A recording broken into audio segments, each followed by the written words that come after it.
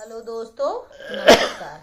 आइए औसान मैया के एक बहुत सुंदर, बहुत प्यारा से औसान मैया का गीत सुनते हैं। अगर गाना अच्छा लगे तो कमेंट करके ज़रूर बताना और पूरा फुल वॉच करके सुनना और लाइक सब्सक्राइब करना। जय श्री राधे राधे।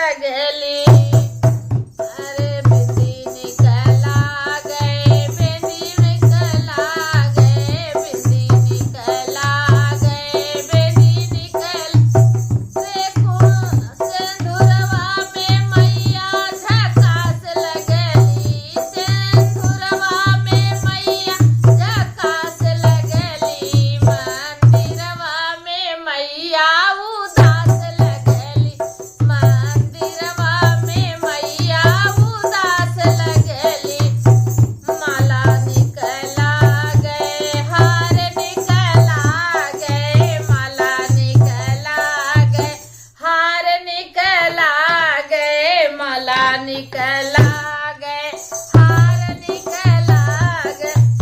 अरे गजरा में मैया झकास लगली, मंदिरवा में मैया उदास लगली, मंदिरवा में मैया उदास लगली, मंदिरवा में मैया उदास लगली। बाला निकला गए कुंडला निकला गए, बाला निकला गए कुंडला निकला। अरे नथिया में मैया झकास लगली, मंदिरवा में मैया उदास लगली, मंदिरवा में मैया उदास लगली, मंदिरवा में मैया उदास लगली। साड़ी निकला गए लहंगा निकला गए, साड़ी निकला गए लहंगा निकला।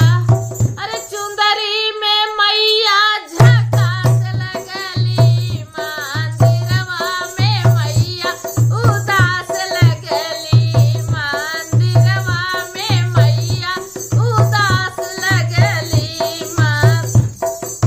चूड़ी निकला गए कंगना निकला गए, चूड़ी निकला गए कंगना निकला।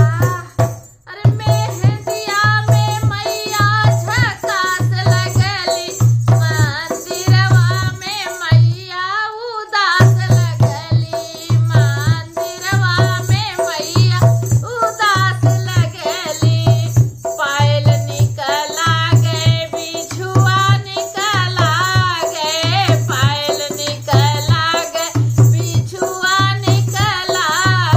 महावर में मैया झकास लगली, मंदिरवा में मैया उदास लगली, मंदिरवा में मैया उदास लगली। बोलो शान मैया की जय।